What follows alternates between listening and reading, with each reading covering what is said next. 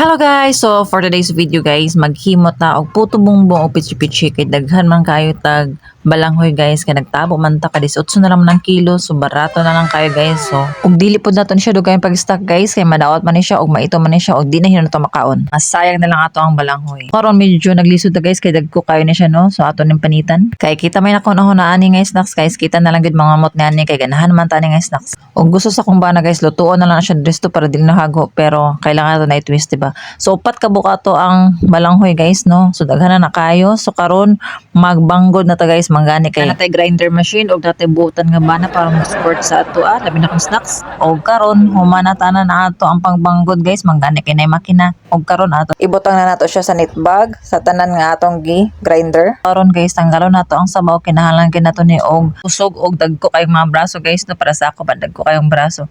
So kailangan nato tanggalon tanan ang iyang tubig guys no kay para dili siya lata. So kung gusto ninyo magkasaba cake, pwede po dong dili na kayo bugaan guys no na siya tubig gamay. So karon kay pitch man og putubong mo atong himuon kailangan wala gid siya tubig nga mabilin. So kailangan gyud nato pugaan pag-ayo.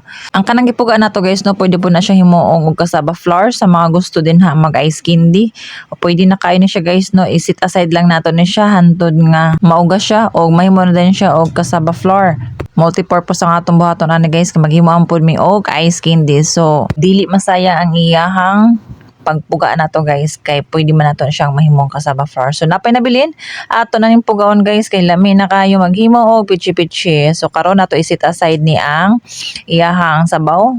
Og karon guys nahuman na kitag puga guys o sakit akong bukton muna na guys ang resulta sa puinaga nato daghan na kayo. Og karon guys nakahimo na tag pichi-pichi gilingin-lingin na namo na wa namin nagpakita guys kung giunsa namo na bitaw guys nakalimot lang gid ko pag video. So muna siya pwede na asukal lang na siya guys ibutang og gatas. So muna na siya i-steam nato siya guys, sit lang nato ang time guys mga 15 to 20 minutes and after niya na pwede na siyang haonon og lami na kayo guys snacks. Og karon guys kay daghan man kayo siya sobra. So karon kay naapod tay mga sobra sa mango float nga mga gatas, mo na siyang cream densada, condensed og all-purpose cream.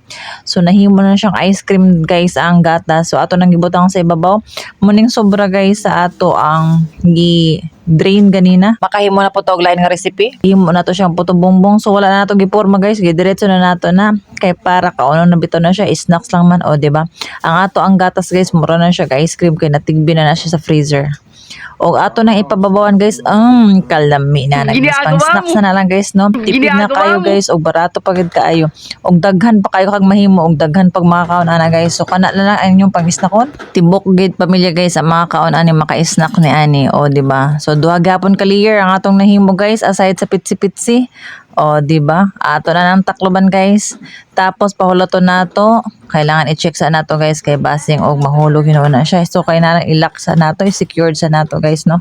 Kay basing og wala ta din ha kay ato man biyaan kay 15 to 20 minutes man na. So check pod nato ang tubig kung naa pa ba okay pa kaayo. So pwede na nato siya mabiyaan.